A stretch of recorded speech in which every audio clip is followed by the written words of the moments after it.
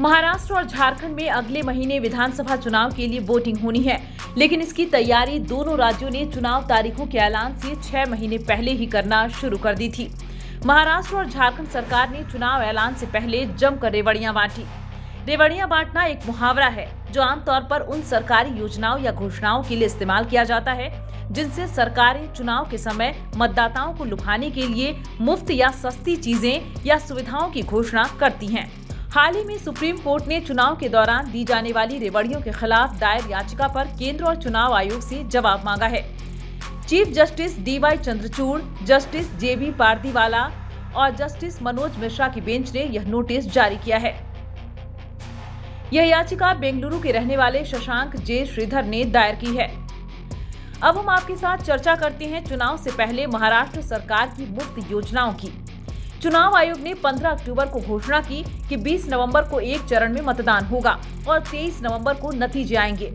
चुनाव से पहले मुख्यमंत्री एकनाथ शिंदे की सरकार ने जनता को खुश करने के लिए कई बड़े ऐलान किए। 14 अक्टूबर को सरकार ने मुंबई के सभी 5 टोल नाकों पर हल्के वाहनों के लिए टोल पूरी तरह से माफ कर दिया। इससे पहले सरकार ने बजट में भी कई मुफ्त योजनाओं की घोषणा की थी। इनमें मुख्यमंत्री माझी लाडली बहन योजना के तहत 21 से 60 साल की योग्य महिलाओं को हर महीने 1500 रुपए देने की योजना शामिल है। सिर्फ यही नहीं, सरकार ने 3 मुफ्त LPG सिलेंडर और 7.5 हॉर्स पावर तक के एग्रीकल्चर पंपों के लिए मुफ्त बिजली देने का वादा भी किया है, जिससे करीब 44 लाख किसानों को फायदा मिलेगा। हालांकि इन योजनाओं से राज्य के बजट पर असर पड़ सकता है। भले ही सरकार का वित्तीय घाटा कंट्रोल में है, लेकिन चुनाव के समय ऐसी घोषणाओं का उद्देश्य साफ है, वोटरों को खुश करके उनका वोट पक्का करना।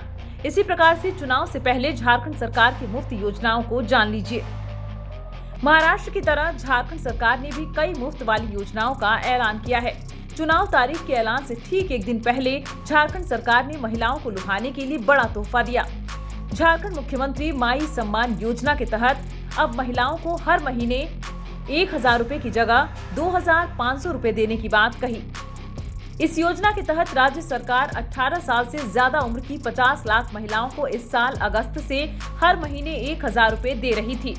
अब दिसंबर से यह रकम बढ़ाकर 2500 रुपए कर दी जाएगी। इस बढ़ोतरी से राज्य के बजट पर 9000 करोड़ रुपए का अतिरिक्त बोझ पड़ेगा। यह फैसला बीजेपी की गोगो दीदी योजना के जवाब में लिया गया है, जिसमें पार्टी ने सत्ता में आने पर 18 साल से ज्यादा उम्र की महिलाओं को हर महीने 2100 रुपए देने का वादा किया है। वहीं झारखंड विधानसभा के मानसून सत्र में राज्य में हो रही बालू की किल्लत और बढ़ते दाम बड़ा मुद्दा बना था। हेमंत सोरेन ने विधानसभा में घोषणा की थी कि राज्य में जो लोग इनकम टैक्स नहीं देते हैं, उन्हें घर बनाने के लिए मुफ्त में बालू दिया जाएगा। गरीब परिवारों को घर बनाने में बालू की कमी न हो, इसलिए सरकार ने यह फैसला लिया।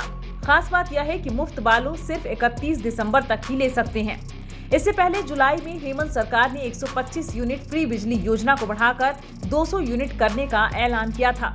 इससे राज्य सरकार के खजाने पर हर महीने 344 करोड़ 36 लाख रुपए का बोझ पड़ेगा। मार्च 2014 की बिलिंग के मुताबिक 125 यूनिट मासिक बिजली खपत मुफ्त योजना का लाभ 2,16,136 लाख बिजली उपभोक्ताओं को मिल रहा था। इसके अलावा झारखंड सरकार ने 49 साल से ज्यादा उम्र की महिलाओं को 25 जून से पेंशन, उच्च शिक्षा के लिए गुरुजी क्रेडिट कार्ड के माध्यम से 20 लाख रुपए तक की राशि खर्च करने की अनुमति देने, रसोई गैस सब्सिडी देने समेत कुल 71 योजनाओं का शुभारंभ किया था। साथ ही अबुआ आवास के लिए आवेदन प्रक्रिया भी शुरू करने की बात कही थी। अबुआ आवास में 3 कमरा, 1 किचन, 1 बरामदा और 1 शौचालय रहेगा।